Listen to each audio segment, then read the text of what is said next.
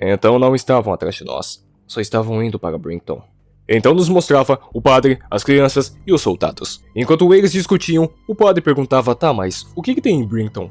Ele se aproximava e Harry lhe dava o seu binóculo e dizia, veja por si próprio. O padre olhava e ficava traumatizado.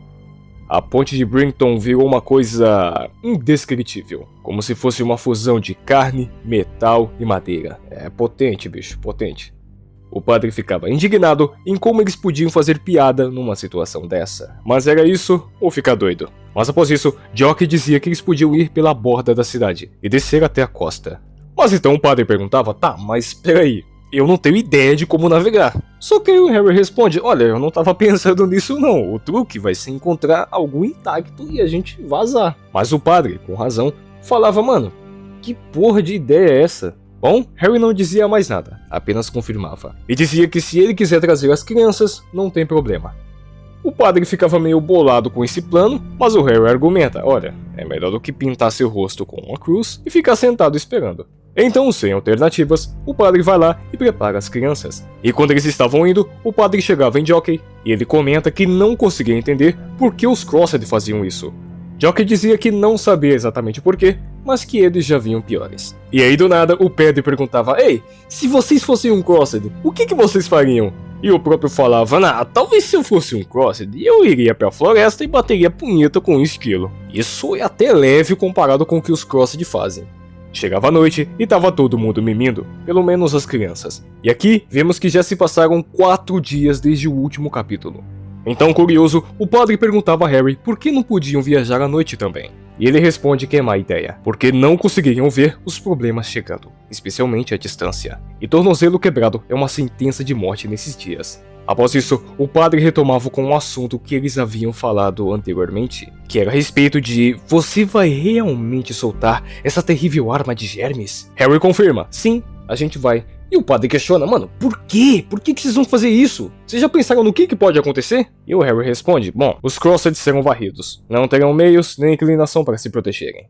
Harry dizia que também isso não afetaria muito os humanos. Ele sabia que existiam vários grupos de sobreviventes, e vários grupos têm acesso à proteção nuclear, biológica e química. Ele revela que seu plano é mandar um aviso a todos os canais antes de liberar os agentes. Aqueles com proteção poderão usá-las. Outros poderão ir às ilhas ou Terra Alta.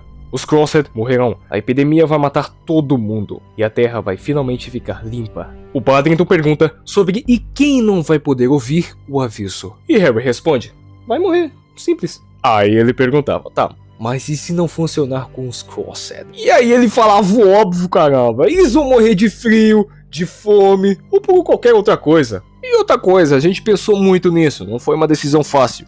Baseado no que a gente viu, eu estimo que a população da Grã-Bretanha tenha caído por menos da metade. A menos que passos sejam tomados, os outros morrerão de fome ou caçados. O padre ficava desnorteado por essa informação, mas Harry dizia que não tem outro jeito. Eles são os últimos militares que ainda estão operando, pelo menos que eles saibam. Eles conhecem a localização de vários outros esconderijos, ou seja, eventualmente eles também vão morrer. É bom fazer alguma coisa antes disso.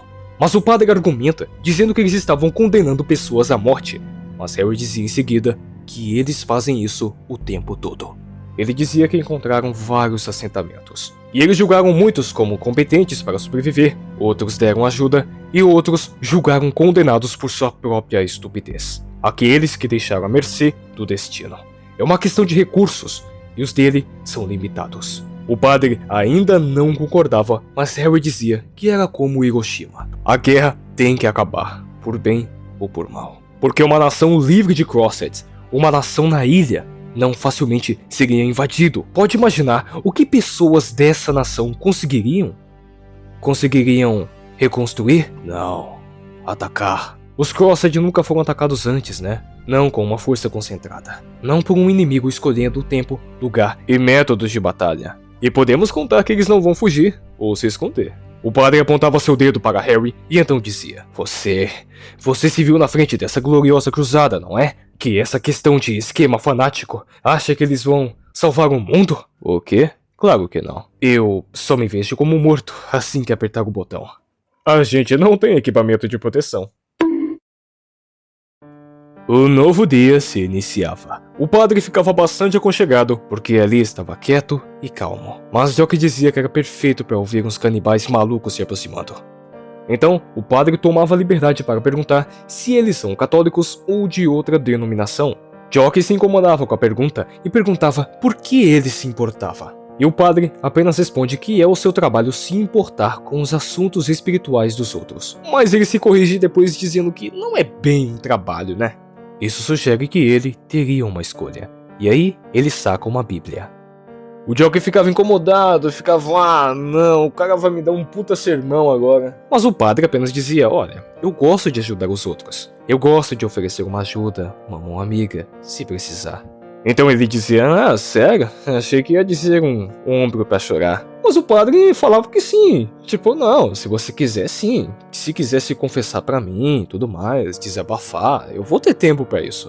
Você? Tempo? Sim, eu tenho tempo. Mas escuta, a tarefa que está fazendo é a mais grave e inimaginável de todas. Você nem pensou no que ia acontecer antes de considerar a ameaça de sua alma imortal? No entanto, ele respondia, sim, imaginei. Imaginei sim. Pode colocar o kit religioso pra lá, padre. Você não tem ideia do que a gente viu e decidiu antes de fazer isso. Não houve voluntários. O padre pergunta como ele pode saber e ele responde, eu sou telepata. E só pra você saber, eu era católico. Eu confundi os nomes, que droga. Mas enfim, ele disse que talvez ele não se incomode em falar sobre isso. O Jock, o ruivo. E claro, isso aqui é uma HQ do Garfienes. A igreja e a Bíblia têm que ser desvalorizada. E aqui o personagem cospe todas as ideias do próprio criador. E o cara humilhava o padre a troco de nada, generalizando essa coisa do padre, das crianças e tudo mais. Totalmente gratuito porque sim. E aí do nada o Harry aparecia e perguntava, e aí galera, querem dar uma voltinha perto do mar? Enquanto caminhavam, Harry percebia que o padre estava muito bolado, dizendo, e aí, não teve sorte em convertê-lo, né? E o padre responde, ele é meio arrogante, né? E então, nosso protagonista começava devagar, dizendo que se sentia pior e pior perto do padre, dizendo que vai levar os seus pecados com ele, e que nunca vai admiti-los a nenhum padre como ele. O Garfienes mete o pau mesmo, tá nem aí. A cena corta então para um flashback. Era o próprio Harry dirigindo um carro, totalmente desesperado e falando com sua mulher no telefone. Tratava-se do primeiro dia de infecção. Ele perguntava desesperado, perguntando se alguém chegou perto de casa, algum estranho ou algo parecido. Ela responde que um homem chegou perto. Então ele pergunta que homem, onde ele está, o que ele está fazendo, e que não era para se aproximar dele, não falar com ele nem nada do tipo. Ele dizia que recebeu a informação que qualquer contato corporal não pode ser feito, e nessa época ele era convertido. Mas então ele continuava a conversar com sua esposa e instruía ela a pegar as crianças e se esconder. Ele estava perto, estava quase chegando. Então ele chegava e a primeira coisa que ele fazia era correr desesperadamente até a sua casa. Então ele via sua esposa e seus filhos correndo desesperadamente dos Crossheads. Então ele corria, sacava sua arma e começava a atirar. De um a um, ele abatia os Crosshead, tentando eliminar o máximo possível. No entanto, sua esposa acaba tropeçando no meio do caminho, e juntamente com ela e o bebê eram capturados pelos Crosshead. Mas então ela e o bebê eram finalizados pelo próprio Harry.